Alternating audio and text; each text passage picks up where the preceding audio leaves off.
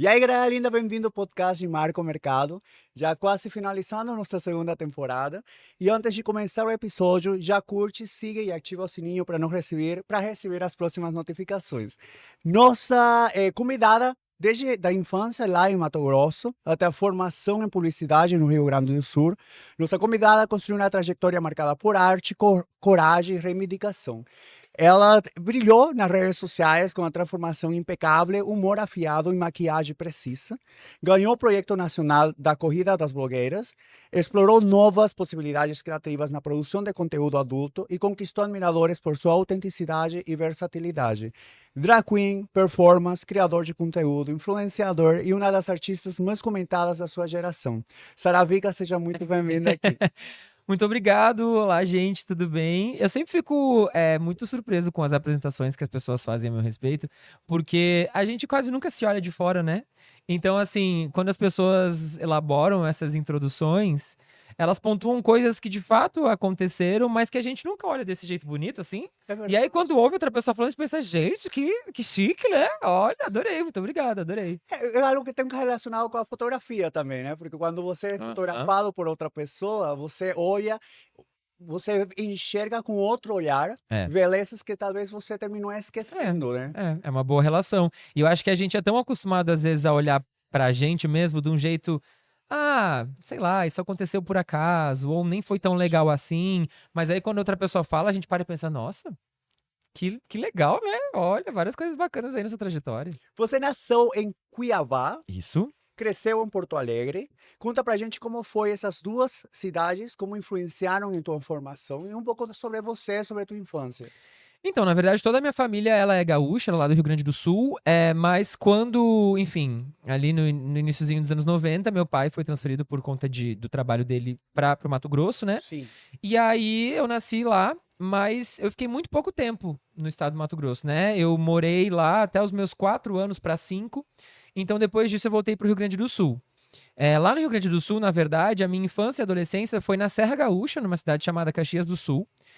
E aí, quando eu terminei o ensino médio, aí sim fui morar em Porto Alegre, que é onde eu morava até metade desse ano. Nossa, Então, faz pouco que você mudou pra cá. vai fazer 6 meses agora. Quando virar o ano, vai fazer 6 meses que eu mudei pra cá. E, enfim, já era um plano que eu tinha há muitos anos de vir morar em São Paulo, né? Eu já vinha com frequência pra cá, a trabalho há pelo menos uns 2 anos e meio, quase 3 anos. E já era uma coisa que se apresentava há muito tempo pra mim, mas acabava que nunca dava certo por vários outros motivos, assim. Mas respondendo um pouco sobre a minha infância, né? Então, assim, em relação ao tempo que eu morei lá em Cuiabá, no Mato Grosso, eu lembro muito pouco, né? Imagina, eu fui embora com 4, 5 aninhos. Mas tem coisas que eu lembro que hoje, quando eu observo assim, em relação à minha trajetória, que fazem muito sentido, né? Tipo, eu obviamente já era uma criança viada, sabe? Já botava o sapato de salto da minha mãe escondido, Já já jogava ficava me enrolando na bolinha. cortina do quarto, já saía do banho com a toalha na cabeça, assim, fazia que era um camelhau, sabe? Eu acho que algumas experiências que várias pessoas que estão nos assistindo talvez também tiveram quando eram criança. E aí, óbvio, né? Depois eu fui morar no Rio Grande do Sul, que é um estado mais conservador, né? Assim, com uma colonização majoritariamente italiana e alemã, então são pessoas um pouco mais rígidas, uma cultura um pouco mais fria. E crescer na Serra, que geralmente, né, a Serra Gaúcha é essencialmente os italianos do Rio Grande do Sul estão lá, né? Então, uma sociedade um pouco mais, né, como eu disse, rígida, machista, mais fechada. Então, teve ali um momento de crescimento onde, ao mesmo tempo que eu me entendia enquanto uma criança, né, uma criança da Diferente. diversidade, assim, né? Eu entendia que muito daquilo não era bem visto pelo exterior, assim. Então isso acabou afetando muito esse crescimento, né? Sem contar, enfim, vários episódios aí de preconceito, de homofobia, até de violência na época da escola e tal. Mas quando o ensino médio terminou, e aí eu fui morar na capital, lá em Porto Alegre, muita coisa mudou, assim. E aí foi quando eu comecei a entender mais quem eu era como um todo, comecei a mergulhar de quem eu era e a experimentar muita coisa que há vários anos já estavam ali meio que dentro de mim, mas que eu não tinha muita coragem de acessar. Mais ou menos em que idade você se assumiu e como foi se abrir para tua família e entorno social? Olha, eu sinto que a gente sempre, a gente entende desde muito cedo que tem algo Sim. diferente com a gente, né? A gente só não entende o que é isso que tem de diferente. E aí, quando a gente começa a ter ali uns 9, 10 anos, ao mesmo tempo que a gente, sei lá, no meu caso, Ai, desde muito pequeno eu gostava de, sei lá, dançar coreografia com as minhas primas, brincar de boneca com elas. Mas isso era uma coisa muito espontânea minha, né? Você chama esse jogo que era, na época nossa, deve ser também, corda? Não era corda, Elástico. elástico. Isso eu Então, no elástico queria eu não era sempre muito bom. jogar, eu olhava assim e eu não gostava. Tem que Então, no jogar elástico eu mais infelizmente vezes. não era muito bom, minhas primas sempre ganhavam de mim. Mas é esse tipo de coisa, né? Então, assim, até uma certa idade a gente tá só sendo a gente. Sim, E aí a gente vai pra escola e começa a ouvir que ser a gente é sinônimo de alguma piadinha, de alguma risadinha. Então, assim, desde muito cedo eu entendia que eu era diferente, porque os meninos brincavam de boné, de carrinho e eu queria brincar de boneca. Mas quando houve esse entendimento da sexualidade, foi muito ali no início, acho que pré-adolescência, 11, 12 anos, onde eu entendi assim: ah, então isso que me xingam significa isso. claro. Ah, e será que então isso é o que realmente eu sou? Porque se parar pra observar, tais e tais coisas são realmente coisas que eu sempre gostei e são relacionadas. Então, quando começou aquela idade, assim, ah, o primeiro beijo, essas coisas, eu fui com a grande manada, né? Então, assim, eu tinha que beijar Sim, meninas, essa coisa toda, e eu. porque era o correto a fazer. E aí eu sempre entendia que, tipo, era meio estranho, né? Porque, assim, eu gostava muito das meninas, mas com minhas amigas, minhas melhores amigas, as minhas. Yeah, sabe? Então, ali por uns 13, 14, eu pensei, tá, eu amo as meninas, mas não dessa forma que os outros meninos ao meu redor amam, sabe? Tipo, elas são minhas amigas, elas são inspiradoras, elas fazem coisas que eu gostaria de fazer. E aí foi esse processo de entender o que era ser um homem gay, o que era ser gay no Brasil naquela época e tudo mais.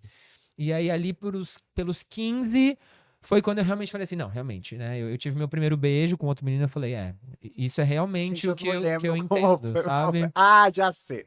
Lembra Ah, sim! não, foi bem inocente. Ah, é Tá? inesquecível, vai. Como você falou, é que você não entende, né? Já falei, É. acho do beijo, no meu primeiro beijo com o menino. Uhum. Eu tinha dois amigos, eu tinha 7 anos. Meu Deus. Aí, é, e nesse momento eu não sabia que gostava dele, né? Era um que ficava na esquina, Uhum. da minha casa. E a gente não tinha casa própria, né? A gente alugava. E vamos mudar. E para criança de 7, 8 anos, mudar era ir para outro país, né? Então, eu Nossa, lembro, que loucura. fui lá abraçar um deles e quando me tocou me despedir do loirinho, e minha mãe estava no carro, né, com o meu padrasto. Fui lá e dei um selinho. Oh, Nossa, foi assim, e eu fofo. fiquei assim, porque ele foi para trás, lógico, danada, eu fui dei um Uhum. beijinho, e aí fui embora. Fiquei Mas assim, é muito. Eu acho muito bonito quando a gente entende que apesar da sexualidade ser, né, uma grande pauta, um grande assunto, muitas vezes polêmico, fruto de muito tabu, percebe como era puro isso, né? Tipo assim, não existia ali um pensamento sexualizado, não é que quero sexualizado. transar Era, com ele. era, era um afeto muito grande, e aí na tua cabeça fazia todo sentido que aquele afeto fosse demonstrado através de um selinho, sabe? Acho que isso é uma coisa muito, é, ao mesmo tempo que sutil, muito significativa de observar, sabe? Como foi a tua primeira vez? De beijo. Então, foi. Eu já tinha acho que uns 13 para 14, eu já entendia que eu queria dar um beijo em um outro menino. Porque era muito na época do MSN, então eu sinto que online a gente conseguia encontrar, né, no Ah, extinto eu lembro, assim, Orkut, era... a gente conseguia encontrar pessoas parecidas com a gente. Então, através de gostos musicais e coisas do tipo, a gente ia encontrando outros meninos Tinha que eram canais, parecidos né? com a Os gente. canais, né? Tem um nome dos canais com alguma Então, às vezes, referência. assim, conversando com alguma pessoa, aquela pessoa ia mostrando tanta sintonia, algumas coisas, que às vezes a gente ia desenvolvendo um sentimento a mais, mesmo que online. Olha que Sim. loucura, né? E aí, como na vida real, no nosso dia a dia, a gente não tinha essa possibilidade, não era correspondido, ou não encontrava outros parecidos com a gente. Então, assim, minha primeira apaixonitezinha foi por um menino do MSN. Eu morava lá no Rio Grande do Sul, sei lá, devia ser de Minas, São Paulo, qualquer coisa aqui mais pra cima. E era assim, uma paixão platônica, né? Sim. Mas aí disso até eu dar o meu primeiro beijo, teve ali, né, um tempo. E, e eu lembro que é isso, assim, eu tinha muito medo, mas ao mesmo tempo pra mim era um momento que eu entendia que ia ser decisivo. Porque era assim, bom, eu já beijei várias meninas. Eu, E enten- eu, eu, não enten- foi o eu que eu entendi o quero. que eu senti. Agora eu vou beijar um menino e aí eu vou entender o que senti. Se as duas coisas forem meio que parecidas, então isso é beijar outras pessoas. Agora, se beijar um menino for totalmente diferente de uma É menina, isso que eu sei. então. E aí foi isso. Aí, tipo, a perna assim tremia que nem vara verde, sabe? Tipo, a mão suando, tudo. E sei lá, deve ter sido um beijinho de 3 segundos. Mas que depois que aconteceu, eu falei assim: como é que eu vou lidar com isso? Porque agora eu entendi o que é sentir atração por outra pessoa, sabe? E aí foi um grande processo, né? Eu sinto assim que. Eu tive muita sorte no sentido de eu ter pais que, apesar de observarem que existia algo diferente, eles me deixavam relativamente livre para fazer coisas que eu gostava. No sentido de. Eles deixaram eu fazer teatro na época da escola, Nossa. que não era uma coisa de menino. Não, e É, também não era como futuro desejável para os pais. e aí, por exemplo, assim, meus pais entendiam que eu gostava muito de música, então, tipo, meu pai me deu um violão pra eu poder explorar esse lado mais artístico da música e tal. Então, nesse sentido, eu fui bastante privilegiado, assim, né? Porque, sei lá, meu pai tentou me botar numa escolinha de futebol quando eu tinha uns 8 anos, mas assim, não deu nem um ano, ele entendeu que não era pra mim e me tirou, entendeu? Tipo, ele não ficava insistindo, ele entendia que eu gostava muito de programações mais culturais, então eu ia muito ao cinema com meu pai, sabe? Eu sinto que ele sempre foi muito dentro das limitações dele.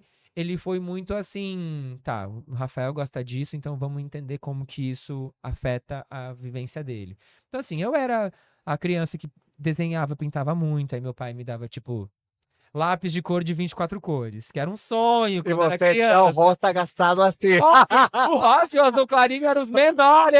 Assim. Tudo que podia pintar de rosa, azul clarinho, verde clarinho, roxo, ó, era babado.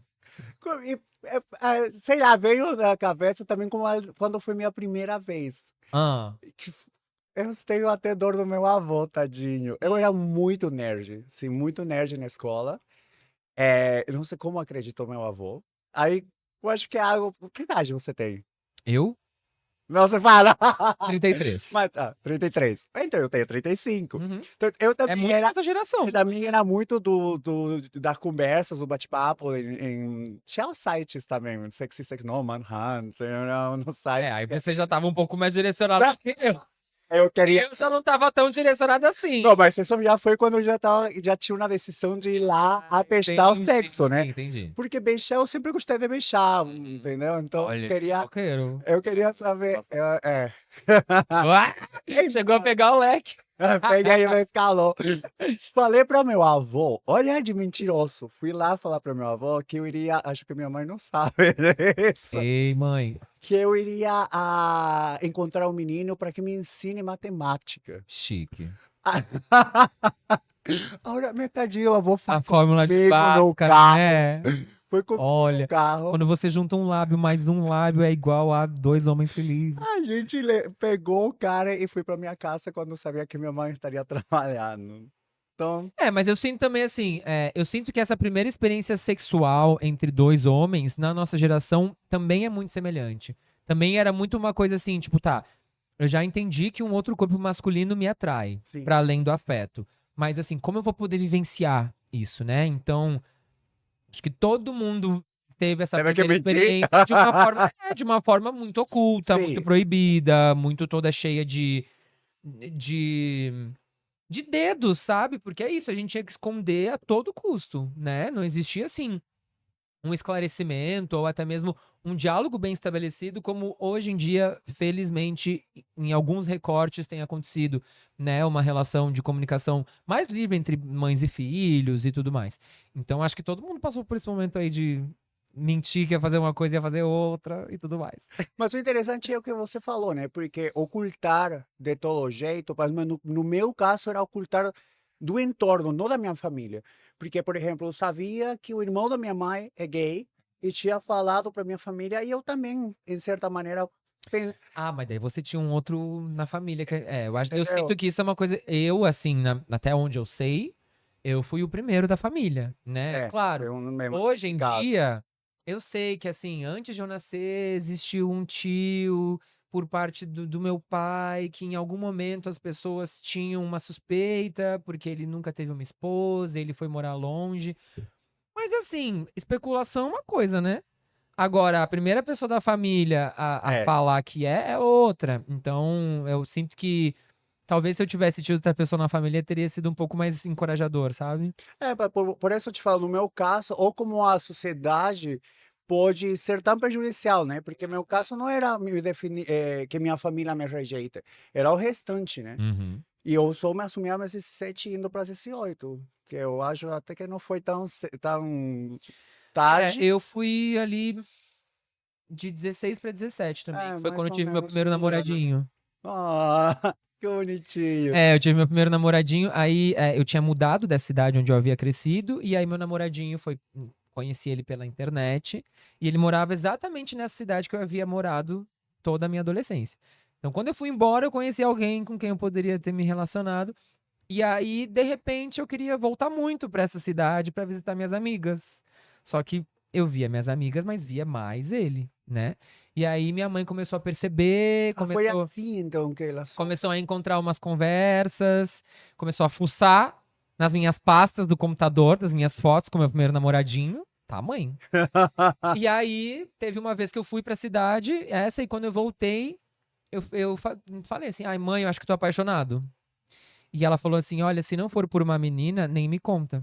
E aí eu falei: então, não vou te contar.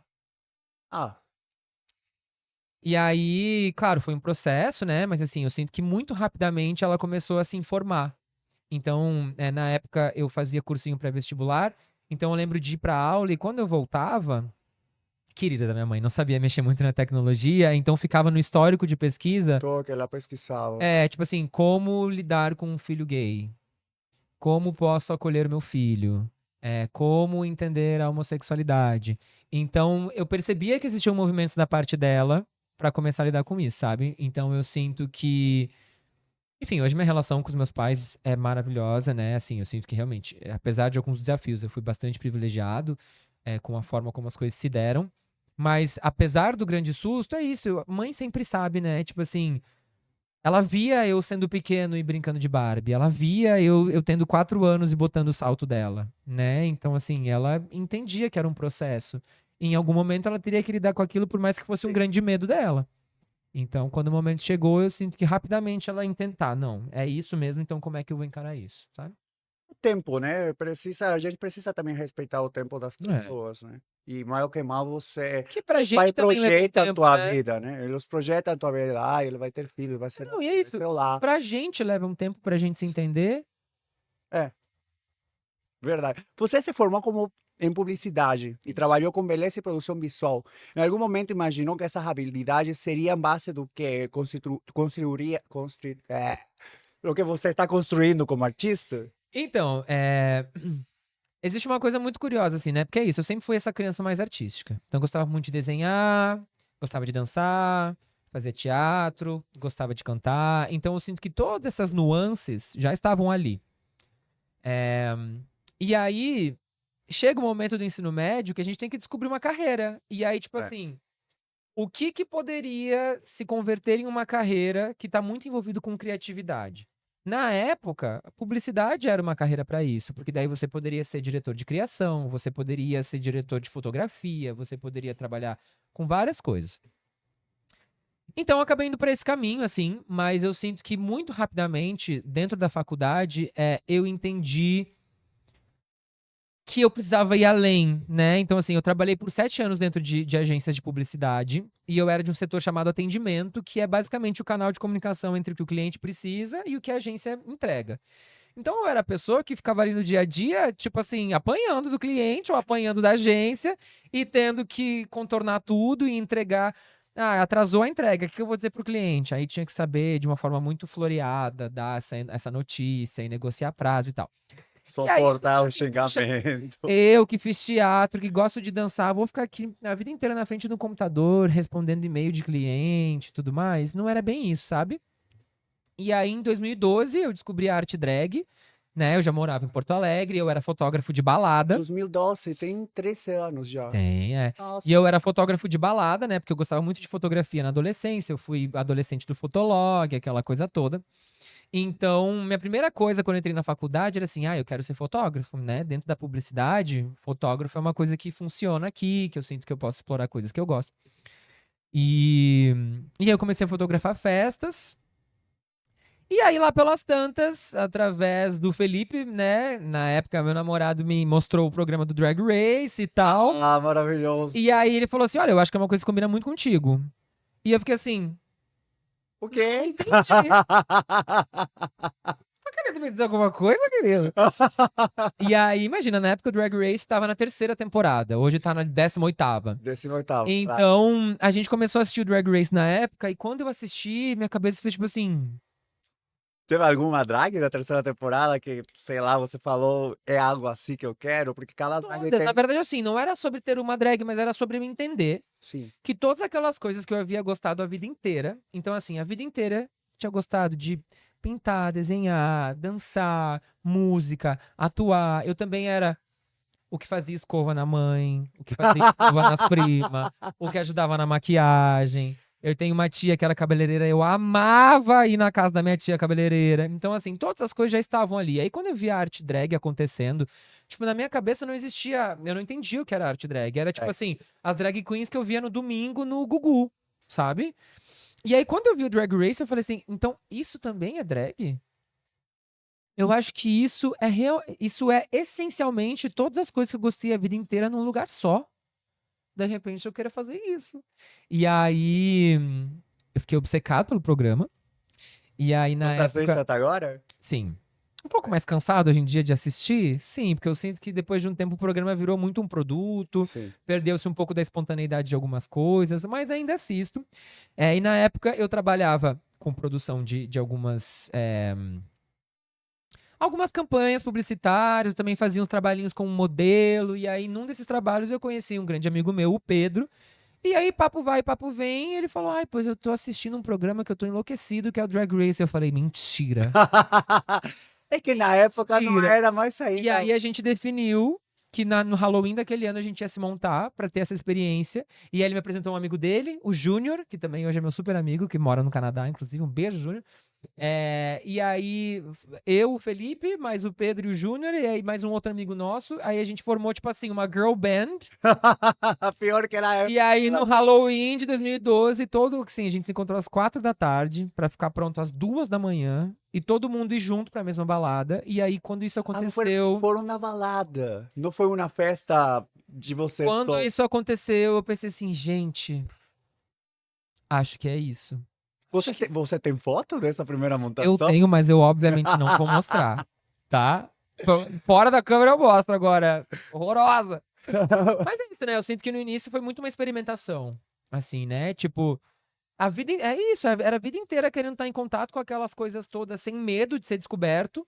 E de repente tu tá na frente de um monte de maquiagem e ninguém vai entrar no quarto e vai te recriminar, ou Com ninguém. infinitas possibilidades, né? Então, assim, foi muito libertador.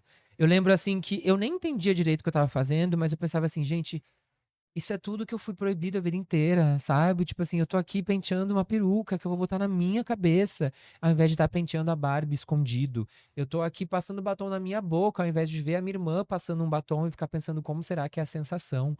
Então foi algo muito significativo. E abraçar a feminilidade que durante toda a nossa infância a gente teve que reprimir e achava de que Demais. estava errada, né? Demais. E sabe uma coisa que eu observava mais no início, né? Hoje em dia, acho que essas coisas já estão mais bem estabelecidas dentro de mim. Mas eu percebi que antes de eu me montar, eu era um menino muito mais feminino do que depois que eu passei a me montar, onde eu conseguia focalizar toda a minha energia feminina na minha drag. Nossa, que interessante. Então, assim, eu sinto que existia muita coisa reprimida. Entendeu? E quando a drag surgiu, tudo aquilo deixou de ser reprimido e virou energia para movimentar essa drag adiante. Que no meu dia a dia eu descobri um Rafael não reprimido que às vezes era muito mais tranquilo com a sua sexualidade, com os símbolos do masculino e do feminino, sabe? Então, tipo, sei lá, eu adorava fazer coreografia na balada. E depois que eu comecei a me montar, quem passou a fazer coreografia foi meu lado Sara em cima de um palco performando. E aí eu entendi que eu, Rafael, posso dançar na boate ou fazendo a coreografia ou de um outro jeito que eu nem sabia que existia. Porque antes a minha única vontade era tipo, não, é só na balada que eu posso fazer a coreografia. Então eu vou passar a noite inteira fazendo coreografia. Aí a gay ia embora suada, escorrendo, entendeu? Porque passava a noite inteira performando, sem ser uma performer. E aí, quando a Sara existiu, eu falei, eu entendi. Agora eu entendo pra onde que tudo isso tem que ser focalizado, sabe? Como nasceu o nome de Saravica? E me fala, às vezes você tem opções de nomes, você tinha outros nomes que você estava pensando? Então, na verdade, eu já respondi essa pergunta em alguns lugares, e é sempre muito legal, assim, tipo, revisitar essa decisão desse nome, porque, por exemplo, quando eu era pequeno, ali por uns 9, 10 anos, eu tenho uma irmã mais velha, que ela é uma grande referência pra mim de várias coisas, e ela sempre foi muito ligada à música também, sempre muito artística e tal. Então, ela assistia muito MTV, Sim. e eu, por consequência, com a irmã mais velha, que era a minha referência, também assistia muito MTV. E foi bem numa época que uma apresentadora do Disque MTV, a Sara de Oliveira, ela era, tipo assim, a queridinha da MTV. E eu assistia muito, principalmente em momentos difíceis pra mim. Então, por exemplo, sei lá, eu apanhava na escola, aí eu chegava da escola e ligava MTV pra me acalmar, pra ver os clipes, pra ver as coisas. Então, eu comecei a criar um carinho até meio assim, estranho, né? Tipo, não fazia muito sentido eu ter um carinho por uma apresentadora que nem sabia da minha existência, mas pra mim era como se a Sara fosse uma amiga. Porque eu chegava da escola, às vezes tinha apanhado na escola, ou às vezes tinha fugido dos meninos para não apanhar na escola. Então eu chegava em casa esbaforido. E o que eu ia fazer pra me acalmar até minha mãe chegar, ou até meus pais perceberem que alguma coisa tinha acontecido? Então eu ligava na MTV, ficava assistindo os clipes, ouvindo a música, me acalmava. E eu fui criando um carinho muito grande pela Sara, que era a apresentadora. E aí começou aquela coisa assim, tipo, não. Vai jogar videogame. Aí escolhi uma personagem feminina e o nome era Sara. Aí lá pelas tantas, tipo assim, se tivesse um filho, qual o nome seria? Se Aí eu fosse pensei, mulher, se fosse uma Sara. menina seria a Sara. Então foi muito natural. E aí quando eu me montei a primeira vez, eu falei assim, não tem outra dúvida, é Sara. Só o Vika que foi super aleatório, né? Porque daí assim, essa primeira noite que a gente se montou e meus amigos, a gente foi pra uma festa e nessa festa tinham outros produtores de outras baladas lá de Porto Alegre. E duas meninas que produziam uma festa pop, que também gostavam de Drag Race, falaram assim: a gente quer fazer uma edição de Natal com drags. E a gente gostaria que vocês fizessem o nosso Nossa, já vídeo. Na primeira, acredita? apresentação já chamaram pra vocês, que legal! E aí a gente se montou, todo mundo com o mesmo figurino da primeira vez, ou com a mesma peruca, porque não tinha condições de ir atrás de outras coisas. A roupa que você utilizou era de quem? Eu tinha comprado num brechó. A gente, todo mundo assim, garimpou em brechó, tudo. E aí a gente fez esse vídeo de divulgação de Natal, que é super engraçado, que ainda existe no YouTube. Se você quiser ver eu feia quando surgir, pode ir lá. Push Pop Drag Christmas, é só procurar no YouTube que vai achar. E aí na edição as meninas, ficou demais, a gente precisa do nome de vocês, que a gente quer botar assim, estrelando fulana, estrelando ciclana. E aí tinha a Isis King, que era o Pedro, tinha a Eva King, que era o Júnior, e tinha a Sara. E as meninas assim, mas só Sara, né? Que assim, uma coisa é Cher. Cher. É, verdade. Madonna. Beyoncé. Agora, Sara tem que ter um sobrenome. E eu falei assim, careta, vou fazer o quê? Vou tirar de onde? Nada combinado, nada fazia sentido na minha cabeça. Aí eu tava assim, passando clipes na televisão, assim, preciso achar um sobrenome, a inspiração vai vir de qualquer lugar. E aí, Vral, um clipe de uma cantora grega, que é Vika alguma coisa. Aí eu falei, Vika, 4 letras, Fácil de se lembrar. fácil de ser lembrado, fala igual em qualquer idioma. Sara Vika, soa forte. E foi. Onde termina. Às vezes você sabe, quando em RuPaul Aham. se apresenta a drag ou a pessoa que se monta, sempre fala: a Saravica é. Como você definiria a tua drag? Como você definiria a Saravica? Como eu definiria a Sara Vika? Carismática, chiquérrima e modesta sempre. Eu tô Belíssima. vendo. Eu acho Quase assim, perfeita. eu acho que a construção de uma drag sempre é a projeção do que o menino por trás busca. Gostaria de ser. E é isso, assim, né? Como eu falei, eu gostava muito de brincar de boneca e gostava muito das divas pop. Então, quando a Sara surgiu, o meu ideal era transformar ela, tipo, numa estrela do mundo pop, visualmente falando. Então eu fui muito atrás de conseguir lapidar mesmo essa imagem muito bem acabada, de muita beleza, que muitas vezes parece uma boneca, porque o nariz é fininho, o olho é claro, tem um cílio grandão e tal. Mas essa persona, ela vai se desenvolvendo, a gente experimenta muita coisa no início, né? Enquanto drag, as coisas vão... Ah, experimentei isso aqui, acho que não é bem meu estilo. Fui pra esse tipo de figurino, não gostei tanto. Então, hoje em dia, né, eu sinto que eu consegui desenvolver, para além de uma drag que é muito polida, que as pessoas falam, muito bem feita, muito bem acabada, eu consegui desenvolver, para além disso, um carisma de Sarah que eu gosto muito e que tem muito a ver com a minha personalidade também, né? E voltando lá a gente criança, às vezes a gente é mega extrovertido, carismático e as pessoas nos reprimem. Sim. Então, quando a Sarah surgiu, eu falei assim, é nela que eu vou mostrar tudo, o jeito que eu gosto de falar, como eu gesticulo, como eu danço, como eu canto, como eu brinco com as pessoas. Então, acho que hoje, além de ser uma drag muito polida, eu sinto que a Sarah é bem carismática. Quem se permite conhecer meu trabalho para além da foto, acho que é isso que pensa. É porque antes da montagem você já fazia toda essa parte de maquiagem, tudo isso. Foi Foi paralelo. paralelo. Isso. Eu gostava de maquiagem, mas eu fui a fundo mesmo na maquiagem por causa Conta da da drag. arte drag. Nossa, que maravilhoso. Onde você acha que começa a Sarah, ou vai vice-versa? Onde Uhum. começa a Rafael, onde começa a Sarah? Essa é uma resposta difícil, assim. Eu sinto que durante algum tempo era mais difícil de separar, depois se tornou muito fácil, e hoje em dia, de novo, eu sinto que os dois meio que coexistem em alguns momentos. Então, é claro que visualmente falando, no meu dia a dia, eu não me tipo, eu não me pareço com a Sarah. Mas, por exemplo, ao escolher a roupa hoje pra vir aqui, eu pensei, eu vou botar rosa, que é uma coisa que me representa, que eu gosto muito. Que eu, enquanto Sarah, no início, tinha muito essa imagem da Barbie, que é loira, rosa, de olho azul e tal. E a feminilidade era sinônimo de Exato. rosa, né? Não, exato. E aí, quando eu pude escolher as minhas próprias coisas, tudo era rosa. Porque eu falei assim, a vida inteira eu não pude ter nada rosa. Pra te ter noção, eu odiava ganhar carrinho quando era criança. Eu também. Mas uma vez eu ganhei um carrinho que era rosa. Pois não tenha dúvida que era o meu carrinho porque na minha cabeça era o carrinho da Barbie. Entendeu? Então, eu sinto que algumas coisas se misturam, mas hoje eu consigo até brincar um pouco mais com o que existe de Sarah dentro de mim. Porque pode não parecer, mas eu sou um menino mais tímido, mais fechado, mais quietinho, mais observador. Mas quando eu me sinto vulnerável ou inseguro, aí eu busco tipo, a força que fazer drag me traz. Então eu uso a Sarah. Então, assim, às vezes eu faço uma piada a mais que é uma coisa que eu penso, eu falaria isso se eu tivesse montado. Ou às vezes eu faço um gesticular, que é uma coisa que eu penso assim, isso eu faria montado. Uso um pouco isso a meu favor, assim, mas é bem misturado. Eu tenho muita vontade, acho, de experimentar de algum E tá dia esperando o quê? montar. Alguém que me ajude, porque eu pintar. Gente, sabe o que aconteceu uma vez? Tudo bom?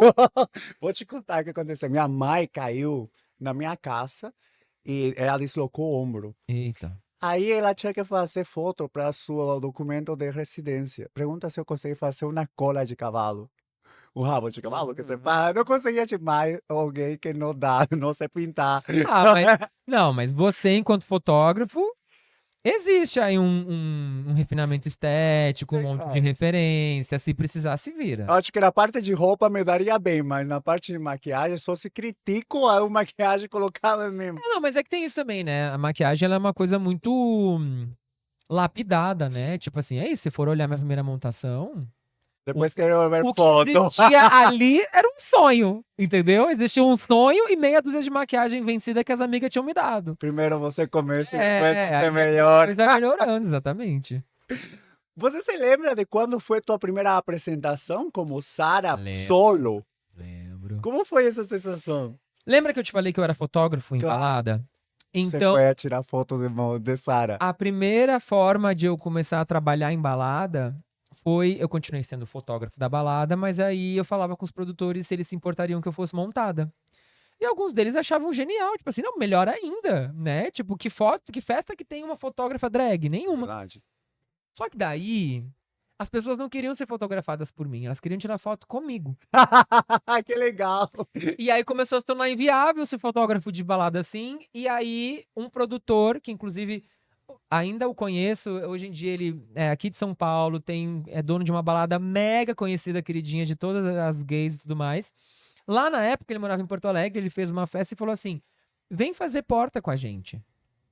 Você recebe o nosso público e depois fica circulando pela festa, o pessoal vai entendendo que existe uma drag e tal. E aí, acho que na segunda ou terceira edição, ele falou assim: sobe no palco e dança uma música. E eu era louco da Beyoncé. Eu falei, pois eu vou fazer Crazy in Love. Nossa, você foi um patamar alto. Quer saber o que aconteceu? Gente, arrasou. Existiu uma cortina de paetê no palco. E paetê enrosca em tudo, né? Você se enroscou. Enroscou na minha peruca. A E peruca aí, foi embora? tava naquele momento final Até da Beyoncé ficou com a peruca. naquele momento final da coreografia, que ela faz tá, tá, tá, e vai pro chão, eu fui pro chão e a peruca ficou. E aí, quando eu levantei, era eu montada, sem peruca, eu fui pra trás do DJ, me escondi atrás. Aí o Felipe, meu anjo da guarda, foi lá, desenroscou a peruca da cortina, me trouxe, eu botei a peruca e voltei pra terminar a performance. Mas você fala assim, até a Beyoncé perdeu a Mega Hair? O que É, que mas é? na época ela não tinha perdido aí. Você sempre fala com muita verdade sobre a sua vulnerabilidade. Qual foi o momento mais difícil da sua vida adulta até hoje e como você atravessou essa fase? Então, eu acho que isso também passa por essa construção da minha persona drag, né? Eu sinto que quando eu criei a Sarah foi muito um lugar de refúgio e de proteção. Então era tipo assim, eu tô passando por coisas difíceis, mas eu me monto e aqui na minha drag eu estou seguro. As Sim, pessoas não veem através disso, elas não descobrem que eu tô com a faculdade atrasada, que eu não vou ter dinheiro pra pagar a mensalidade do mês que vem, coisas assim. Mas depois de um tempo, eu comecei a perceber que só passar essa imagem de uma drag perfeita, inabalável, intocada, começava a criar resistência por parte do público. sim. Então o público pensava assim: ai, nossa, ela tá sempre linda, ela tá sempre bem, ela tá sempre poderosa, tipo, oh. Mas ainda que você tinha essa, como se chama? Esse gosto refinado pela maquiagem e pela roupa. Então, você mostra um mundo perfeito, né? É, exatamente. E aí eu comecei a entender que eu poderia, eventualmente, compartilhar um pouco mais do que acontecia por trás dessa fantasia que eu criava, né? E aí eu sinto que nos últimos 3 anos, principalmente depois que eu participei do Corrida das Blogueiras, a primeira vez que eu participei, então assim, a primeira vez que eu participei do Corrida, que foi no Corrida 4, eu ainda tinha muito essa coisa de mostrar apenas o que eu queria que as pessoas vissem. Só que ao longo da competição existiram momentos de vulnerabilidade que eu não conseguia esconder, Claro. que eu não estava bem emocionalmente, que eu não estava conseguindo fazer entregas que condiziam com a minha dedicação ou com as coisas que eu havia estudado para entregar. E eu tentava esconder a todo custo, até um momento onde não teve mais como esconder, que foi um certo episódio que depois de várias vezes para a prova de eliminação, eu pensei assim, poxa, não tenho mais nada para entregar e eu quero ir embora. E aí eu quase peço para desistir do programa e tal. Então foi um momento muito frágil para mim, porque foi uma temporada onde eu sofri muitos ataques por conta de coisas que aconteceram no Que programa e ano tal. foi? Isso foi em 2022. Tá. E depois Final da, disso, e a final da pandemia, né? exatamente.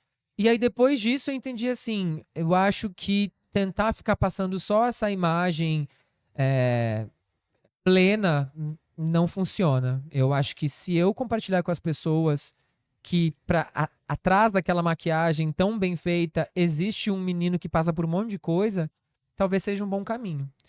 E aí eu comecei aos poucos a entender quais eram os meus limites de compartilhar o que acontecia comigo e tal. Mas sem dúvida, o momento mais vulnerável assim da minha vida adulta e que eu compartilhei muito com as pessoas foi o momento da doença do meu pai, né? Eu tenho um pai lá no Rio Grande do Sul que ele tem um quadro bastante delicado de saúde, né? Ele vive em uma clínica de cuidados e tal. E foi um momento onde isso estava ocupando muito, né? Do meu emocional, do meu psicológico. E eu precisei, inclusive, durante um momento, de ajuda financeira dos meus seguidores para poder pagar uma parte do tratamento do meu pai. Então, eu e minha irmã, a gente tinha uma dívida muito grande, não tínhamos como pagar aquilo. Vocês são dois. Isso.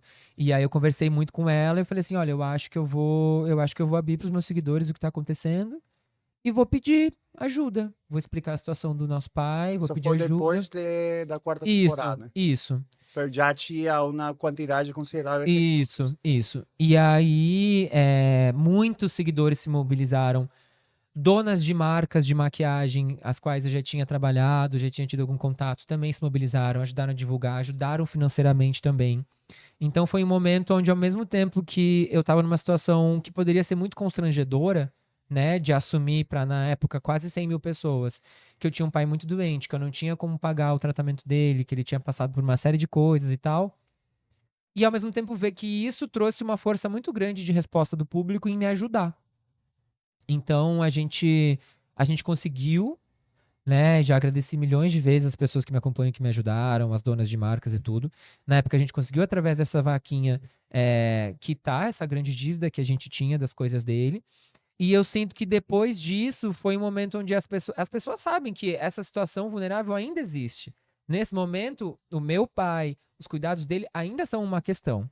É, mas as pessoas elas só passaram a me ver como uma pessoa mais humana, Por meio disso. e entender que por trás daquela maquiagem toda existe uma pessoa que tá tentando fazer as coisas darem certo, sabe? Que tá tentando fazer as coisas acontecerem através disso. Então, se eu nunca tivesse enfrentado o medo de mostrar para as pessoas que existia algo ali além da maquiagem e da peruca, talvez as pessoas ainda me vissem como aquela drag, entojada, que fica dando uma de perfeitinha e tal. E hoje as pessoas entendem que aquilo realmente é uma máscara, que aquilo realmente é não uma máscara no mau sentido, mas que aquilo é como se fosse um refúgio. Então tem vezes onde realmente tem um monte de coisa difícil que eu tô tendo que lidar. Mas aí eu tenho que montar no final de semana, e aí durante aquelas horas, tipo, eu esqueço daquilo. E aí é maravilhoso, eu me fortaleço, eu me recupero, eu lembro do porquê eu comecei a me montar, e eu encontro na maquiagem, nos pincéis, na peruca, um refúgio, sabe?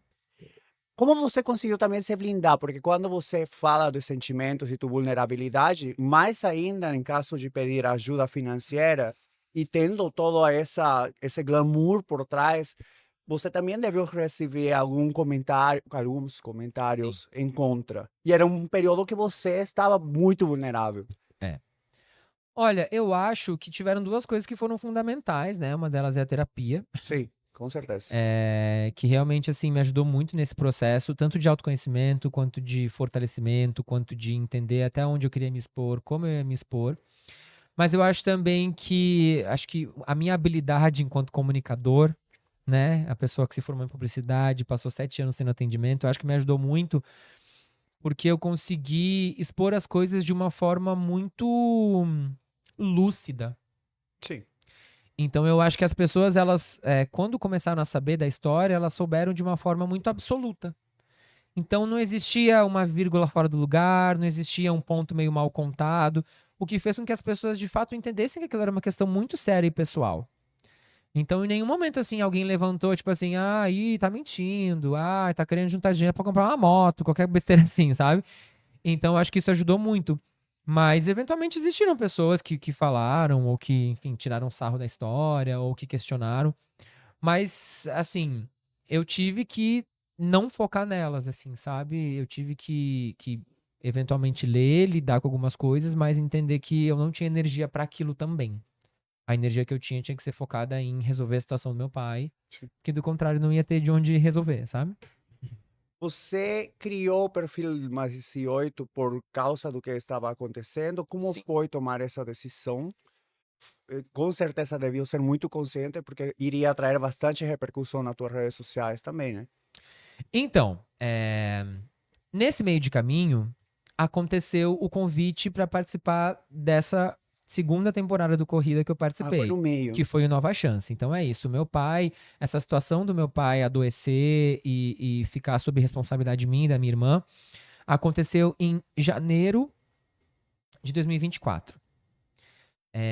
E aí, lá por junho, começaram as especulações do Corrida Nova Chance, e em setembro ou outubro surgiu o convite.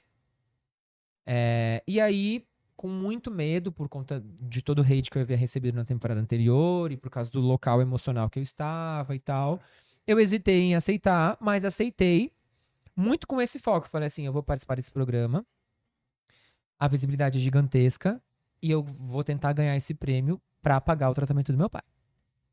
Então, isso era uma pauta, tipo, era a maior motivação que eu tinha dentro do Corrida. mostrar meu trabalho, mostrar que eu havia evoluído, que eu havia feito a minha lição de casa em relação às coisas que as pessoas acharam que eu não conseguia entregar na quarta temporada, e que o objetivo por trás de tudo isso era conseguir angariar mais trabalho para poder ter condições de custear todas essas despesas. No meio disso tudo, tem o fato de que eu sou uma gay meio biscoiteira, meio biscoiteira. Ah, todo blogueiro é. Ai. E aí, assim, eu sempre tive essa estratégia muito clara de que num episódio eu vou montada e no outro eu vou desmontado. Pra que as pessoas e as marcas, Esta, a elas Rafaela saibam que para. pra além da Sarah existe o Rafael, que também pode ser um comunicador, que também pode fazer um publi pra você aí, marca que tá assistindo a gente. Entendeu? Você aí precisa de um menino que fale bem, que sabe lidar com a câmera. Então esse era meu plano. Mas, eventualmente, o pessoal começou a, tipo assim, Gostoso. não sei o quê. E aí, chegamos a um outro momento crítico, onde, enfim, a gente achava que meu pai, já nesse contexto da doença, estava dando conta de custear as coisas dele. Então, a gente estava meio tranquilo. E a gente descobriu que, na verdade, não. Então, em dezembro de 2024, caiu mais uma vez no nosso colo um grande problema financeiro relacionado às despesas de saúde dele, que ele escondia da gente. E eu falei, bom, eu não vou abrir uma vaquinha de novo. As pessoas já ajudaram uma vez. Eu acho que essa carta eu já usei. Eu acho que eu preciso de alguma forma arranjar uma outra saída. E foi bem no momento onde ele, OnlyFans e Privacy Tava no auge. É. pipocando, e as pessoas meio que perdendo um pouco esse estigma, né? Tipo, no início, claro, ainda tem muita gente que torce o nariz, que fala mal, que tem milhões de preconceitos, mas existiu um momento ali onde começou a ficar tipo assim, fulaninho cria conteúdo, que interessante. Então eu meio que juntei a fome com a vontade de comer. Tinha muita gente me assistindo no Corrida, querendo ver um pouco mais de mim. Falei assim, bom, eu tenho os ensaios sensuais que não cabem no Instagram. Mas, de repente, numa plataforma fechada, onde eu possa cobrar um valor, as pessoas vão ver esse ensaio sensual que no Instagram seria derrubado. E esse dinheiro eu posso usar para pagar o tratamento do meu pai, então eu vou fazer isso. E aí eu lembro que eu lancei no dia 23 de dezembro, ou seja, não fez nenhum ano ainda. A gente tinha uma dívida bem alta. E aí eu lancei, e aí nos 3 primeiros dias do lançamento da plataforma, eu consegui levantar todo o dinheiro que precisava para pagar o negócio do meu pai. E aí eu entendi que eu também poderia usar isso a meu favor. Então eu ia continuar tendo meu trabalho como criador de conteúdo, como maquiador, como drag queen, como DJ, como todas essas coisas, mas que eu ainda ia usar de algo que as pessoas queriam ver a meu respeito, com uma forma de poder manter o meu pai saudável e todas as coisas sob controle funcionando. E é isso, essa foi a principal motivação. Segue sendo, né? Eu já falei mais de uma vez assim, atualmente eu sinto que o meu pai, ele tá vivo pela dedicação minha e da minha irmã, e graças ao dinheiro que entra por conta dos ensaios, dos conteúdos mais 18. Que se não fosse isso, primeiro eu não estaria morando em São Paulo e talvez a gente não teria arranjado dinheiro de lugar nenhum e meu pai poderia não estar mais aqui. Então eu acho que é uma questão, sempre é uma questão muito delicada para mim, mas assim como quando eu entrei no Corrida, esse era o meu motivo principal para eu estar lá, mostrar meu trabalho para poder viabilizar o tratamento dele, segue sendo. Eu sigo tentando que as pessoas conheçam mais meu trabalho como criador de conteúdo, não apenas, né, o mais 18, mas como criador de conteúdo de maquiagem, de beleza, de lifestyle, de diversidade. Sigo trabalhando muito para as pessoas conhecerem meu trabalho com maquiagem, com transformação drag, tudo isso. Mas, infelizmente, isso Não dá o não suficiente. custeia. É. Então, acaba sendo um aporte muito importante, fundamental. E eu sinto que dentro do possível eu consigo administrar muito bem essas duas frentes, sabe? Eu acho que as pessoas também entendem muito a motivação e, de forma geral, as pessoas respeitam muito.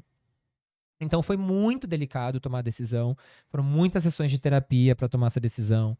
Conversei com a minha irmã, conversei com pessoas próximas de mim, conversei com pessoas que já criavam conteúdo, conversei com assessores que eu tinha Então, contato tudo na é bem época. pensado, né? Tudo, tudo. Porque acho que isso que você tem que fazer quando você toma uma decisão de um jeito que vai repercutir em toda a tua vida, porque você não vai conseguir apagar e tirar de todo mundo os vídeos ou imagens que vai ter de você, né? E é muito delicado, assim, né? Porque a intimidade, ela é uma coisa, com o perdão da redundância, muito íntima. E uma vez que ela vira um produto, é muito delicado a gente lidar com isso. né? Mas é isso, assim, eu sinto que, nesse caso, o motivo final, ele é o principal. E é claro que eu continuo, como eu disse, eu continuo trabalhando como DJ, como drag queen, ainda dou aula de maquiagem, ainda faço publis, tudo isso. Mas, infelizmente, a proporção de tudo isso não acaba sendo o suficiente para suprir essas necessidades. Então, isso é o que eu pago meu aluguel, que eu pago minha conta do mercado. Mas as coisas do meu pai, elas vão além disso. Claro. E aí acaba vindo dos conteúdos adultos. Não, e conseguir, como se chama? Conseguir que conviver com as duas partes deve ser complicado, porque tem pessoas que desvalorizam, Demais. podem desvalorizar tu trabalho como produtor de conteúdo de maquiagem, tudo isso, por fazer conteúdo adulto. E sabe uma coisa curiosa que eu acho até muito importante deixar registrado aqui num lugar onde as pessoas vão assistir e pensar a respeito? Criação de conteúdo é criação de conteúdo. Seja você um criador de receitas de comida, seja você um criador de dicas de lugares, seja você um criador de maquiagem, ou seja você um criador adulto. O que eu quero dizer com isso? Exige estratégia, dedicação, tempo, riscos, medos, muitas horas de edição, estratégia de lançamento, custear tudo isso, porque assim, quando eu criava conteúdo só de maquiagem, era um esforço gigantesco, tanto quanto é agora.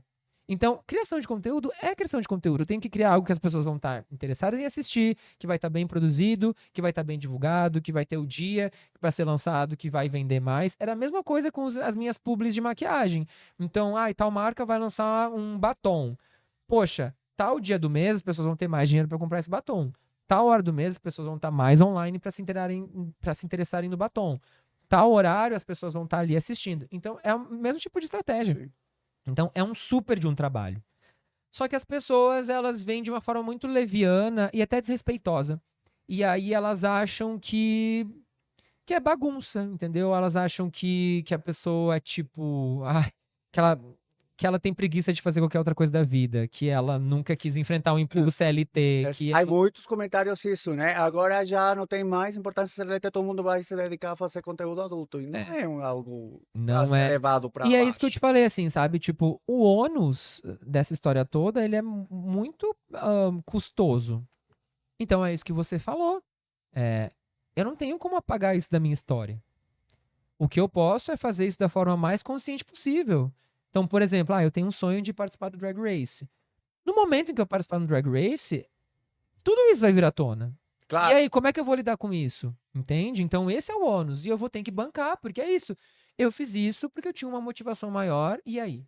E o pior é que as pessoas te definem, né? Ou seja, vão a definir talvez o Tem Rafa um pouco só isso como. porque tu faz vários ensaios sensuais Ah, eu também. amo. Eu sempre. É verdade. E as pessoas possivelmente Gente, a falam mim sobre isso. já me chamaram de garoto de programa. Um motorista que eu conheço no Rio de Janeiro me mandou mensagem faz pouco. Nossa, você virou garoto de programa, só tirar foto de cueca. Danada me mandou mensagem. É. Entendeu? E por que te falo isso? Te falei, não, eu não assisti a Corrida das Blogueiras, comecei a assistir pela Miji, que eu Uhum, entrevistei. Aí eu assisti uma temporada antes, 2 episódios, uhum. onde você se apresentou. E eu tava com um amigo. Primeira coisa que esse amigo me falou, quando você se apresentou, olha, ela é drag e faz conteúdo adulto. Como, nossa, como se fosse algo, sabe? Uhum. Não me falou. Eu, depois que fui lá no Instagram, eu falei, não, eu já vi ele fazendo conteúdo de maquiagem, montagem, tudo isso. Só que ele me apresentou a você como criador de conteúdo adulto, só. É. Entendeu? E eu acho que eu acabo brincando, entre mil aspas, com duas coisas que criam muito conflito na sociedade. Que é Sim. a sexualidade e os gêneros, né? Então, assim, como que aquela drag mega feminina, mega elegante, chique, não sei o quê, que dança Beyoncé em cima do palco, também pode performar em um outro âmbito esse tipo de coisa. E eu acho que isso só mostra que, na verdade, todos nós temos vários personagens dentro da gente. Então, no nosso trabalho a gente é de um jeito, na nossa casa a gente é do outro, no supermercado a gente é do outro, dentro de uma loja a gente é do outro. Só que as pessoas elas não se dão conta. Eles não né? querem admitir, né? A pessoa fala, nossa, eu sou autêntico, eu sei.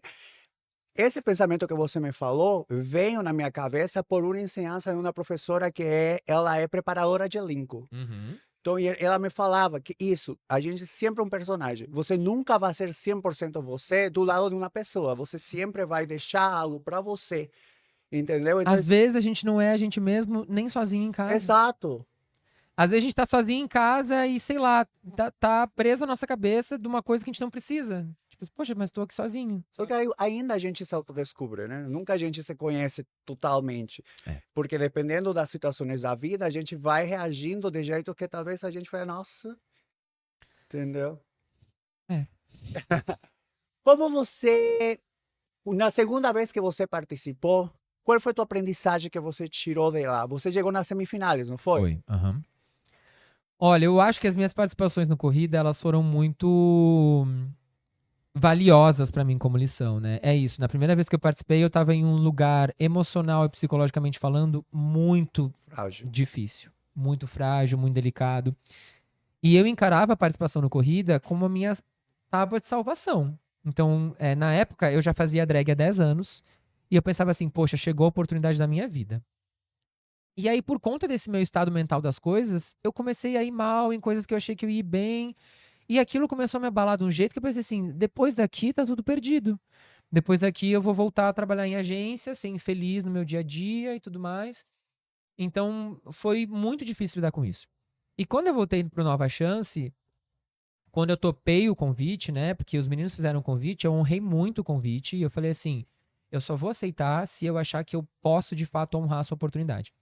Então, para além de já ter passado ali por quase 2 anos de terapia entre uma participação e outra, eu fui atrás de melhorar as coisas que as pessoas achavam que tinha sido. Criticaram na primeira. A gente tem um vídeo, não tem? A gente pode votar? Então, existem algumas coisas. Vamos ver o que esse vídeo vai mostrar, Brasil. Conteúdo mais. Ai, Hum, São as minhas transformações. transformações que estéticas que você De make fez? drag. Ah, de making. Então, eu te conheci antes dele ter me apresentado pelas essas transformações. Esse foi o tipo de conteúdo com o qual eu surgi na internet. Em 2015, eu fiz um canal no YouTube para ensinar maquiagem drag. Que eu já me montava há 3 anos e na época eu sabia que o que eu mais. Claro, com uma pequena biscoitagem sempre. Porque eu também não sou nenhuma cachorra, né? Eu preciso pagar as contas. Mas lá em 2015, uma das primeiras coisas que eu desenvolvi na minha drag foi a maquiagem. E aí, o movimento drag dessa nova geração tava começando a crescer e tal. E aí eu fiz um canal pra ensinar Nossa, que você maquiagem. arrasa, A gata é bonita. Então, a maquiagem foi meu primeiro produto. Então, meus primeiros conteúdos sempre foram mostrando transformação. Na época que não existia ainda Reels, eu fazia passo a passo de foto. Então, eu postava uma montagem com 8 fotos. Todas as etapas da maquiagem até o resultado final. Então, isso foi muito como eu comecei. E aí, entre uma participação do Corrida e outro, eu fui atrás de melhorar essas habilidades que as pessoas achavam que não tinham sido tão bacanas na primeira participação. Eu sabia dentro de mim que na minha primeira participação, muitos dos meus resultados tinham sido afetados pelo meu mental. Então eu pensei, a primeira coisa que eu tenho que fazer é trabalhar o meu mental para uma segunda participação. Mas eu também sabia que existia uma expectativa em cima da minha entrega de maquiagem, da minha entrega de comunicação. Então eu fui fazendo minha lição de casa, eu fui fazer um curso de maquiagem artística, eu fui entender um pouco mais de modelagem, eu fui entender um pouco mais até do meu comportamento, o que as pessoas não haviam gostado, para entender Sim. o que causava isso, como que eu respondo aquele outro. Então a segunda temporada ela foi muito importante porque eu também me dei uma nova chance, sabe? Eu sinto que eu fiz as pazes com muitas coisas que ficavam me assombrando da minha primeira participação e fui muito feliz porque o público também se abriu para ver um pouco dessa minha lição de casa, sabe? Então assim, eu baixei a cabeça e pensei, bom, isso tem que melhorar, isso é isso, isso é isso, isso é isso. Agora vamos trabalhar nisso para que as pessoas possam ver que de fato eu estou honrando essa oportunidade. Eu acho que parte é uma resposta responsável. Olha, gente, tudo junto, eu amei! É uma resposta responsável ao trabalho que você está fazendo, porque Uhum. tanto você gosta de RuPaul Drag Race. Amo. Por exemplo, eu não sei como as pessoas chegam lá, Uau! Querida, a gata é bem. além de DJ, né? Eu não sabia. Chique. Ai, produção, amei, obrigado. Então, Por exemplo, quando a Meiji esteve aqui, tinha passado o primeiro episódio de maquiagem que ele fez da laranja, não é? Aí teve esses comentários sobre que a qualidade foi menor que em outras temporadas. Uhum. Aí ela falou, mas eu não sei making artístico. E eu respondi, mas o making artístico, Faz parte do... então, foi algo de surpresa ou sempre está em todas as temporadas? Não, sempre está em todas as temporadas. Então, é responsabilidade da pessoa que aceita se preparar. Chegam a RuPaul Drag Race sem saber costurar, não praticam seu Snatch Game. Gente, são 18 anos, que não mudou quase muita coisa. Eu não preciso dizer nada, quem tá dizendo é ele, entendeu? Então, eu acho que ser responsável e ter gratidão e também respeito pelo próprio trabalho. Ei, meu Deus, tu tirou a frase da minha boca, eu ia falar isso. Isso é ter respeito pelo próprio trabalho. Então, se eu vou me submeter a uma competição que vai explorar tais habilidades e eu respeito o que eu construo como trabalho, eu vou buscar minimamente desenvolver alguma habilidade nisso que me é cobrado. É claro, não significa que depois de um Drag Race da vida eu vou virar a drag que faz todos os meus figurinos. Mas eu preciso conseguir fazer 2 que seja pra eu entrar lá e eu não sair com as calças curtas, entendeu? Pelo menos sair da cola quente que está caindo Exatamente, as coisas, as pedaços. Eu já sei que tem episódios que é pra eu me destacar, mas tem desafios que é pra eu ali, Ficar no safe. entendeu? Claro. Também a gente não tem como ser bom em tudo. Vai ter coisa que, por mais que eu seja muito bom aqui na vida real, no mundo exterior, dentro de uma Baixo a competição pressão, é né? um outro contexto. E isso a gente pode observar, mais uma vez falando do corrida, né? Muita gente fora do corrida tem um super trabalho, chega lá dentro, não consegue mostrar essas coisas por conta da pressão, por conta do contexto, por conta do emocional da gente. Então, isso é muito realidade, assim, né? Existe os profissionais na sua vida, no dia a dia, no cotidiano, mas sob aquela condição, a pessoa, além de ser habilidosa, ela tem que ter. Por quem dos participantes atual você está torcendo? Pela Kitty, que é uma drag que eu conheço também há muitos anos. Eu acho ela super habilidosa, eu sinto que ela também tá correndo muito atrás de conseguir melhorar as coisas, de conseguir entregar. Mas é isso, a gente não pode negar o talento da Mad, que tá lá. Também as entregas dos outros participantes, é isso. Uma vez que a gente participa, a gente entende que naquele momento a pessoa não conseguiu entregar o melhor dela e que muitas vezes ela consegue porque ela tá bem aqui. Então, eu adoro o carisma da madrinha. Acho a Barcelo super talentosa também. Eu gosto muito deles todos, eu entendo que cada um tem um ponto forte em alguma coisa. Também entendo que todas as entregas são atravessadas por essa pressão, por esse medo do julgamento do público. Mas eu torço muito pela Kitty.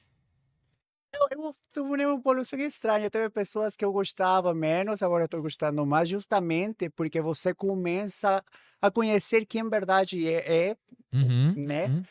Em parte, porque ninguém nunca vai saber, mas mostra justamente essa vulnerabilidade que incluso em RuPaul você pede, né? Sai do tua zona de conforto e mostra quem você é, porque é aí que a pessoa se enamora de você. Exato, e eu acho que quando a gente fala de Drag Race, que eu te falei que atualmente eu continuo assistindo, mas gostando menos, é isso, assim, eu sinto que nas temporadas mais primeiras de Drag Race, as coisas eram um pouco mais orgânicas, então a gente conseguia identificar muito mais as nuances de cada uma, as vulnerabilidades. E hoje eu sinto que, dentro do contexto que eles têm, eles criam as situações para a vulnerabilidade aparecer. Então elas estão lá se maquiando aí do nada. Fala sobre teu trauma de criança, não sei Então o que. É verdade. isso eu acho meio. Tá bom, roteiristas, a gente podia trabalhar melhor nisso. Mas é fundamental, fundamental. Eu acho que a gente já passou dessa época onde a gente se identificava com o que era inatingível. Hoje em dia as pessoas elas criam afinidade com o que é relatable. Sabe assim? Tipo, que elas. Identificável, que elas se Sim. identificam. Quando você começou a criar tu conteúdo adulto, ou agora que você cria, você achou a necessidade de masculinizar? Justamente que você estava falando que vive com dois mundos, né?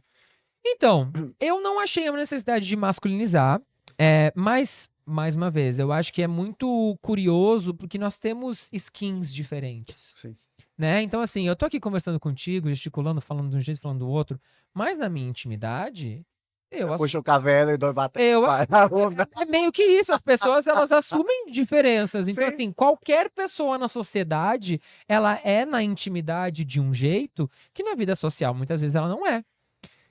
E uma coisa é quando a gente sabe que entre quatro paredes a gente puxa o cabelo, xinga e bate na cara. Outra coisa é quando todo mundo começa a te ver, e aí assim, quando você acompanha um criador que só é um criador adulto, as pessoas estão vendo aquela nuance dele. Mas imagina acompanhar um criador que também é uma drag mega feminina. Então as pessoas põem em comparação e pensam assim, não, não é possível. Ou ele tá se fazendo muito aqui de machão, ou ele tá aqui performando muito uma garotice. Sem pensar que o indivíduo é complexo, né?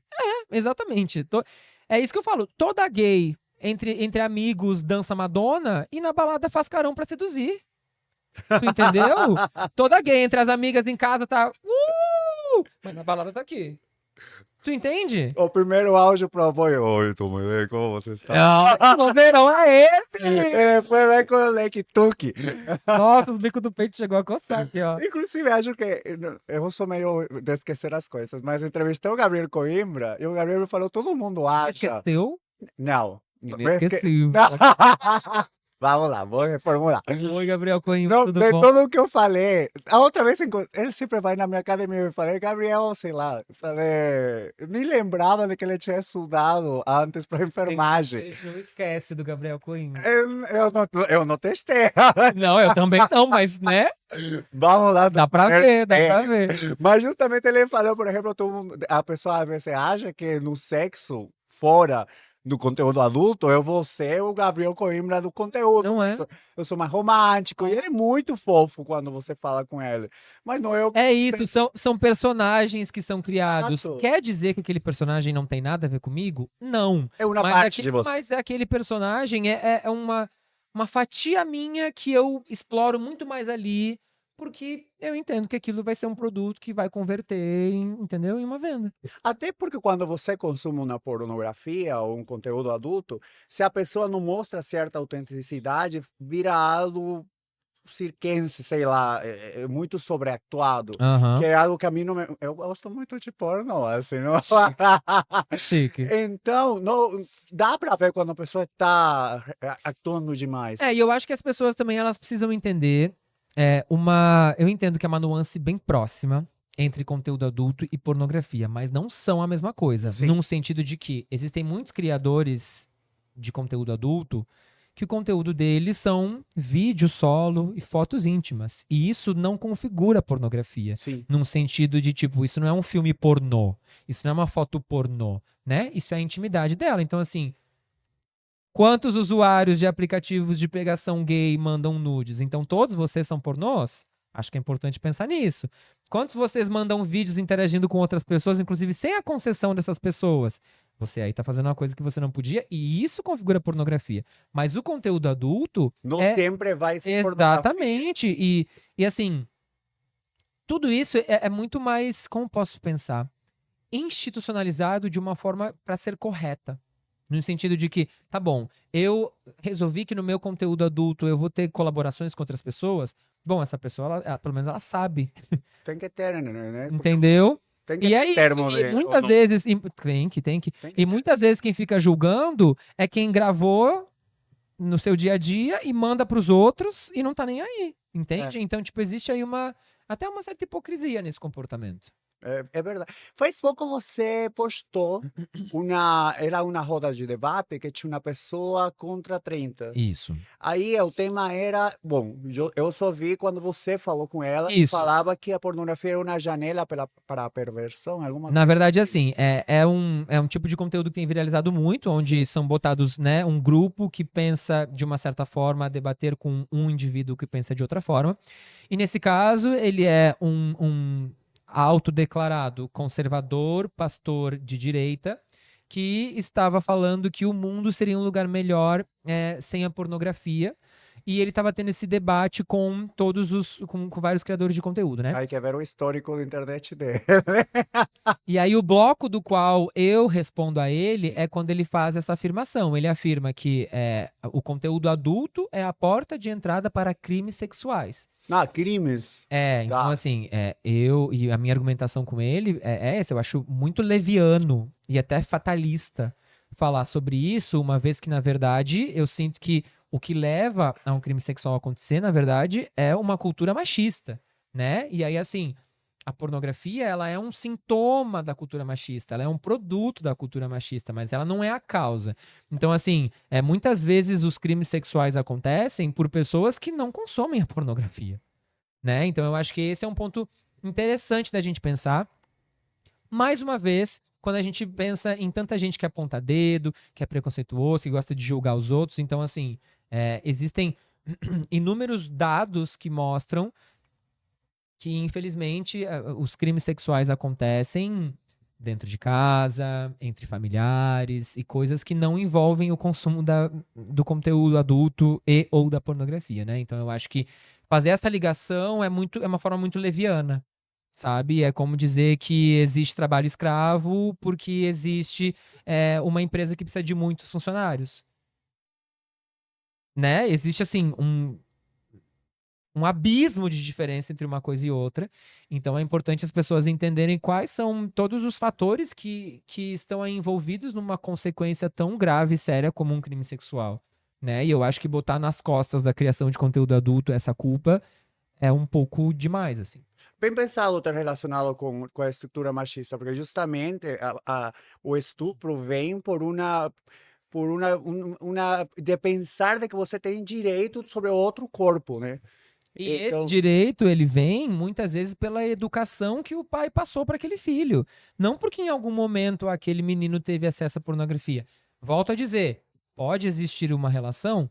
Pode. Mas o que eu quero dizer é que a pessoa, até ela chegar a de fato consumir o conteúdo pornográfico ou não, ela já tem todo um background construído de várias coisas que ela pode achar que é normal. Então, o homem achar que assobiar pra moça que passou é bonita é ok, já é um sintoma. O cara achar na balada que ele pode chegar direto abraçando é outro sintoma. Então, assim, tudo isso são coisas muito plurais que estão ligadas ao comportamento machista, né? Então, eu acho que é importante a gente entender que a gente não pode ser leviano e botar nas costas de um determinado ponto uma consequência tão grave, sim. né? E principalmente quando, nessa discussão em especial, ele bate muito na tecla sobre as mulheres estarem se sexualizando, mas na verdade o que, no caso da criação de conteúdo mais 18 acontece, é justamente as criadoras mulheres tirando o poder da indústria, né? Porque durante anos a mulher ela era sexualizada dentro de um Agora o conteúdo conteúdo é a independente. partir, a partir de uma produtora, a Sim. partir de um não sei o quê. Então, assim, hoje em dia ela faz o que ela quiser. Então, se ela faz um vídeo dela sozinha com ela, não tem ninguém explorando ela, não tem um homem por trás passando um Os roteiro. limites são respeitados. Ela vai mostrar o que ela quiser, Exato. se ela quiser. Tem muita gente que ganha dinheiro, muitas mulheres ganham dinheiro no privacy, por exemplo, vendendo foto do pé. Então, assim, as pessoas põem tudo dentro de um mesmo balaio, e isso é muito delicado, e volto a dizer, muito leviano. Porque é isso, as pessoas têm motivações diferentes, elas criam conteúdos diferentes, elas administram de forma diferente a intimidade delas, e é muito delicado botar nas costas de uma coisa uma consequência tão absurda e extrema quanto os crimes sexuais. Uma das minhas melhores amigas, ela faz conteúdo adulto, agora mora em Miami, Mimi Boliviana.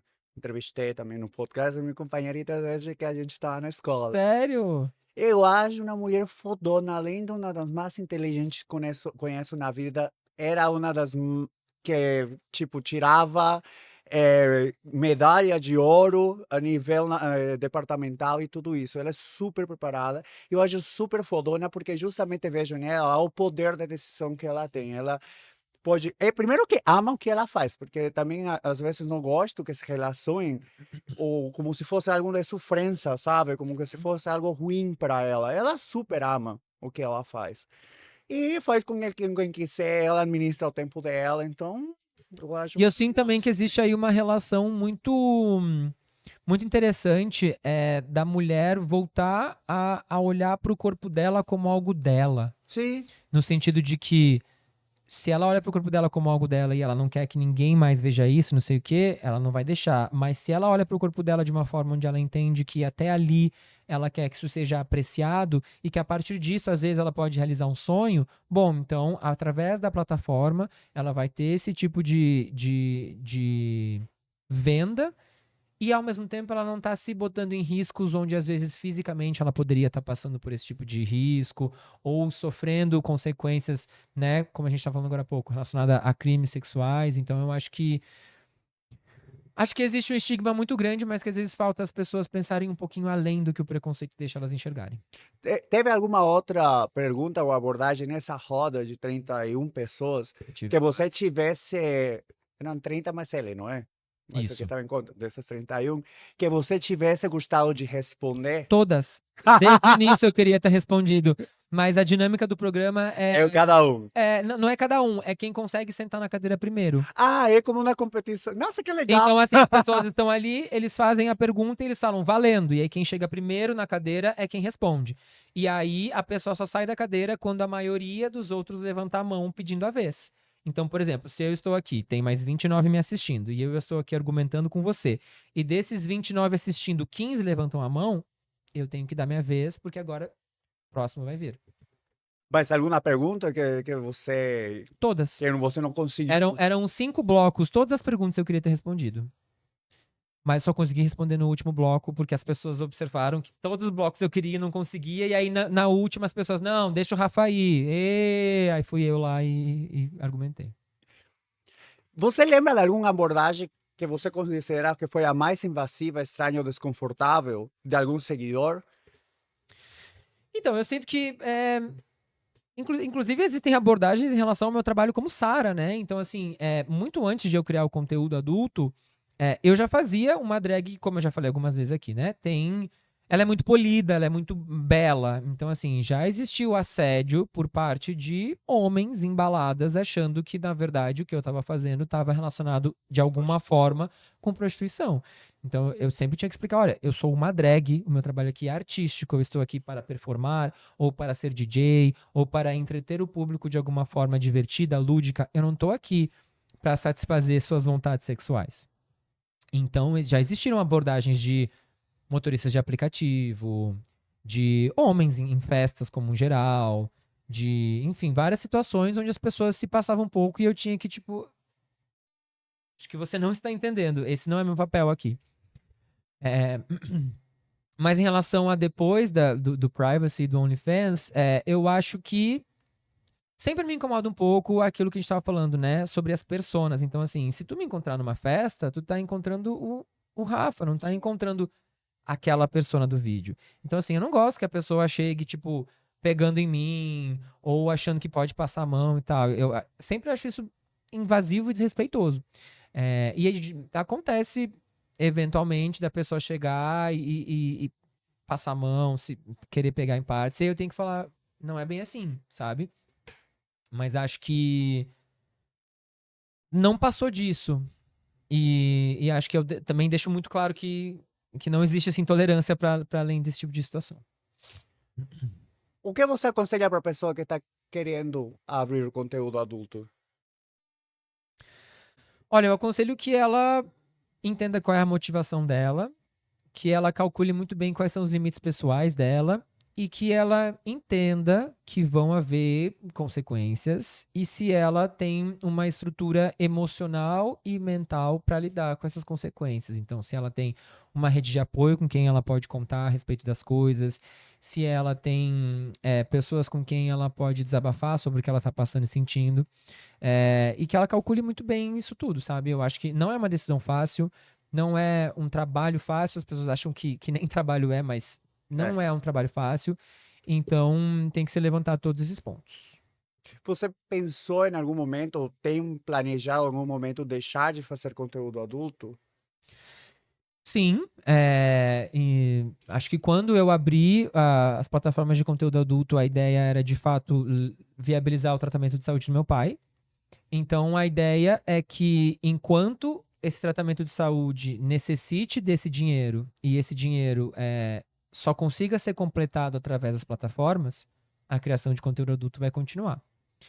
Mas se em algum momento eu, felizmente, virar um grande queridinho da internet, as marcas passarem a valorizar a qualidade do trabalho que eu me proponho a entregar e eu conseguir conquistar outras coisas, de modo que todo esse aporte financeiro que eu precise entre apenas desse meu outro trabalho, eu acho que aí o conteúdo adulto ele vai ficar como um capítulo da minha vida que foi necessário para eu viabilizar coisas, mas que não se tornou uma carreira, sabe?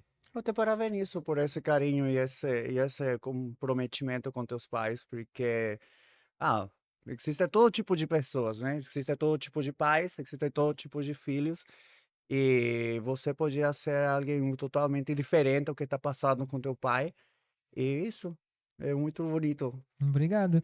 Eu acho que para mim é muito importante assim que as pessoas entendam que isso faz parte de princípios que são que eu não abro mão, né? Então assim, eu poder retribuir com gratidão e com cuidado, eu acho que é uma coisa que é inegociável para mim, né? Então assim, infelizmente eu não tive pais que puderam ser muito provedores de coisas, então a gente sempre teve uma vida bastante difícil financeiramente falando, né? Eu nunca passei fome, mas eu passei muitas vontades, tive muitos nãos dados pra mim. é, e sinto que dentro de todas as possibilidades, eles sempre fizeram tudo que eles puderam por mim. Então, hoje em dia, claro, é pesado quando se inverte um pouco essa proporção, no sentido de que a gente deixa de ser filho e passa a ser pai dos nossos Sim. pais. Mas acho que, infelizmente, acaba sendo uma coisa que ocorre para muita gente. E se eu puder assumir esse papel de ser, durante algum tempo, o pai do meu pai, eu vou fazer isso da forma mais plena possível, né? Porque eu sinto que uma vida inteira eles sofreram e se esforçaram para poder fazer com que eu e minha irmã a gente tivesse as coisas que a gente pudesse ter, ou queria ter, ou precisava ter. E agora, de certa forma, é o momento de eu não gosto da palavra retribuir, porque não é como se eles tivessem feito isso esperando algo em troca. Sim. Não é algo obrigatório, assim. Mas é um tipo de coisa que pra mim é importante, sabe? Eu não conseguiria saber que meu pai tá na cama de uma clínica de cuidados nesse momento e que, tipo, eu não tô nem aí pra ele, sabe? Dessa versão de Corridas das Blogueiras, temos quantas drags? Temos Nessa edição de agora, olha, a a gente Medi não está se apresentando como drag. tem a Manilei e a Kitty. Eu sinto que a madrinha também, eventualmente, ela faz uma montação um pouco mais drag, mas não sei se em algum momento ela fala assim, não, eu faço drag. Inclusive, É verdade, eu acho que se eu não. estiver errado aí, por favor, me corrijam. Mas, efetivamente, Manilei e Kitty. Que é um reflexo de que a arte drag está em crescimento e algo muito gostoso de se ver. Como você está vendo aqui essa diversificação, porque agora as drags já não só estão nos clubes underground, já se está vendo, tem no teatro. Olha, eu acho muito legal de pensar que, por exemplo, desde o início, o Corrida é um programa que sempre tem uma drag participante, pelo menos uma, sempre tem. Então eu sinto que é uma forma de valorizar e de botar o foco no sentido de que essa arte atualmente ela é tão presente, inclusive no universo dos criadores de conteúdo, das blogueiras. Né? Então, existe a blogueira de beleza, existe a blogueira de skincare, existe o blogueiro fitness, existe a de receita e existe a drag, que vai mostrar como ela faz a peruca dela, como ela faz a maquiagem, como ela põe os enchimentos, como ela ensaia pra performance. Então, acho que isso é muito legal. Eu mostro bastante disso. Vai lá me seguir. Você, qual é ainda o sono artístico que você não cumpriu e gostaria de cumprir? A curto prazo, porque vai, no futuro prazo que eu tenho com a Beyoncé, não é? Eu acho que isso, assim, Sem perder a peruca. eu sinto que participar do Drag Race é um trampolim muito grande para poder conquistar coisas que durante hoje 13 anos já eu sonho, né? Então assim, eu sonho em um dia fazer uma tour internacional, eu sonho em um dia conhecer RuPaul herself, eu sonho em um dia poder mostrar meu trabalho talvez numa franquia internacional do Drag Race. Eu sinto que muitos anos da minha vida me prepararam também para ser carismática também em outros idiomas, conseguir fazer piadas e mostrar tudo isso. Então, muitas vezes já me visualizei assim, pensando, poxa, imagina eu num, sei lá, num All Stars versus The World. Sabe? Eu fazendo piada em inglês, fazendo um Snatch Game inspirado em personagens mundiais. Mas eu acho que é isso, assim, um sonho de carreira é poder com que meu trabalho drag, ele realmente, assim, ele caia no gosto das pessoas, no sentido de eles entenderem que, tipo, poxa, a Sarah, ela fala bem, ela apresenta, ela se diverte, ela se dedica. é, E, felizmente, aos pouquinhos as pessoas têm visto mais isso, mas espero que aconteça de uma forma ainda mais intensa. Você, se fizesse o Snatch Game, a quem imitaria? Personagem brasileiro. Ai, Nicole Balls. Pode imitar um Porque pouquinho. eu adoro o jeito dela e eu tenho uma vaquinha lá em casa que eu chamei de Marco Mercado, mas ela já fez erro. Por- Mas eu tô sempre com as minhas gay e. Ah, isso aqui é de tomar, que delícia, adorei. Ai, que tudo, obrigado. Arrasou. Eu sinto que a Nicole, ela é uma mulher gay, né? Então, assim, a Nicole Balls é uma mulher gay. Nosso técnico tá E rindo. o nosso até foi técnico bom. tá rindo porque funciona. Se o técnico é hétero, com respeito da pergunta? É. Se o hétero riu, gente. Você de casa talvez não tenha rido, desculpa, tá? Eu ainda tô estudando mais a Nicole. Mas eu acho que é isso. Ela é um prato cheio. E eu sinto que um segredo do Snatch Game é a gente pegar uma personalidade que a gente consegue imitar, porém botar a nossa personalidade nela. Exato. Então não pode ser um ícone tão forte de modo que a gente fique preso a apenas imitação. Porque às vezes a imitação vai ser sem graça. Então muita gente pensa, tipo, na Inês Brasil. Ok, Inês Brasil é uma figura aí muito emblemática, muitos memes e tal. Mas como botar a sua personalidade dentro da Inês Brasil, que já é tão bem expansiva? elaborado. É muito difícil. Então eu sinto que quando a gente encontra uma personalidade aí que tem alguma semelhança com a gente, facilita um pouco o caminho. Se alguém roubar a minha ideia, pau no seu. Tá? Ah, é verdade. Outra coisa que não se deve muito, eu acho, fazer Snatch Game é pegar um personagem muito sério, né? Porque às vezes pegaram personagens que são extremadamente sérios, quiseram fazer palhaçada e não deu certo. Ou às vezes a drag ela é muito boa em impersonator de alguma diva pop e acha que isso vai ser bom pro Snatch Game. Então, assim, a gente já teve drags no Drag Race que, tipo, fizeram a Beyoncé, mas É. não funciona porque a Beyoncé não é alguém que a gente consegue entender ela como engraçada. Exato. Ou a Lady Gaga também já fizeram, tipo, tá bom, eu entendo que talvez você consiga fazer uma boa caracterização, mas mais importante é você conseguir extrair daquela personalidade a graça que o desafio te pede. E não faça a Diana Ross na frente da RuPaul. Tem esse tipo de coisa também, né? Pegar a ídola dela e não É. vai. Por exemplo, no Drag Race Brasil, não dá pra fazer a Greg na frente da Greg. Então, Que daí ela não vai, né? Não vai ser bacana. se você pudesse mandar uma mensagem para Rafael de 15 anos, pergunta de 15 anos atrás, enfrentando medos, descobertas, julgamento, o que diria para ela sobre o futuro? Falta aqui a foto do Rafa. Que faça- Eu falei, aí, gayzinha, você aí, que nesse momento tá de cabelo roxo, no ensino médio, com muito medo, mas sendo corajoso de ser autêntico, vai acontecer muita coisa muito louca na sua vida que você nem imagina. E no fim vai ter valido a pena passar por todos esses conflitos. Então continua sendo autêntico e corajoso, que acho que eu sempre fui muito corajoso apesar dos meus medos, sabe? Eu tinha o cabelo roxo, eu fui emo, eu usava a calça justíssima. Todo mundo da nossa idade foi emo. Então, assim, eu tinha muito medo, mas eu bancava meus medos, sabe? Então, eu sabia que eventualmente eu poderia sofrer alguma violência, algum constrangimento, mas eu não deixava de fazer o que eu queria por conta disso. Então é isso, sabe? Eu acho que isso faz parte da série de coisas que eu consegui construir até hoje. Rafa, eu te agradeço por estar aqui. Eu que agradeço. Foi um papo muito gostoso. Ai, obrigado. Te dou um leque para lembrança da gente. É, gata, tá passada, ó. Brá pra você, querida. Muito Chique. obrigado. Que lecão. Ah, eu gostei, eu fui lá atrás de um que seja bem Nossa, bonitinho, tem uma chique, estrutura boa.